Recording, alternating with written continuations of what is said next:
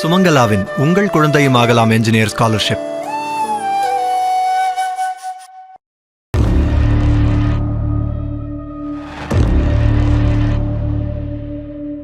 நாம் வாழ்ந்து கொண்டிருக்கும் 21ஆம் நூற்றாண்டிலும் இப்படி ஒரு சித்திரவதை சம்பவம் நடக்கிறதா என வீடியோவை காண்போரின் மனதை உலுக்குகிறது.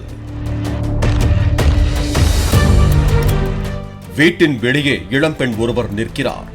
அவரது கைகள் துணிகால் கட்டப்பட்டுள்ளன.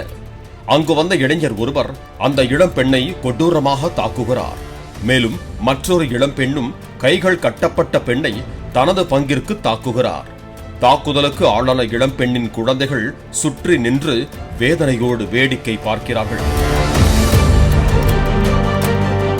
இதையடுத்து அந்த இளைஞன் இளம்பெண்ணை தரையில் அமர வைத்து கத்திரிக்கோலால் முடியை வெட்டி மொட்டை அடிக்கிறார்.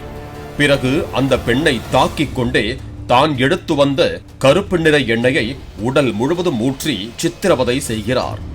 இந்த வீடியோக்கள் சமூக வலைதளங்களில் வைரலாக பரவி நாட்டையே உலுக்கி உள்ளது. இந்த கொடூர சம்பவம் சத்தீஸ்கர் மாநிலம் சூரஜ்பூர் மாவட்டத்தில் அரங்கேறியுள்ளது.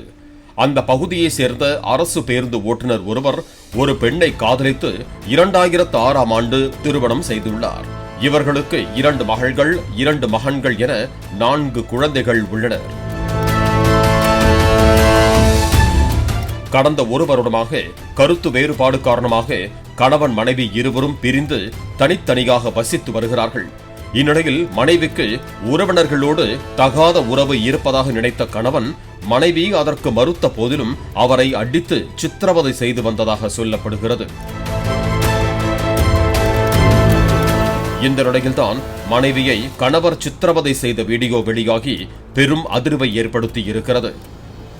இதில் மேலும் ஒரு கொடுமையாய் வார்த்தைகளில் விவரிக்க முடியாத கொடுமையை கணவன் டார்ச்சர் செய்ததாகவும் சொல்லப்படுகிறது. பாதிக்கப்பட்ட பெண் காவல் நிலையத்தில் புகார் அளித்த நிலையில் அவரது கணவரை போலீசார் கைது செய்து விசாரணை மேற்கொண்டு வருகிறார்கள்.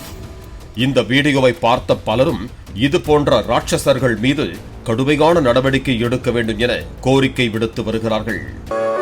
சுமங்கலாவின் உங்கள் குழந்தையும் ஆகலாம் என்ஜினியர் ஸ்காலர்ஷிப்.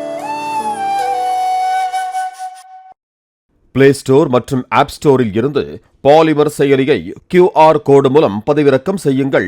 செய்திகளை உடனுக்குடன் பெறுங்கள்.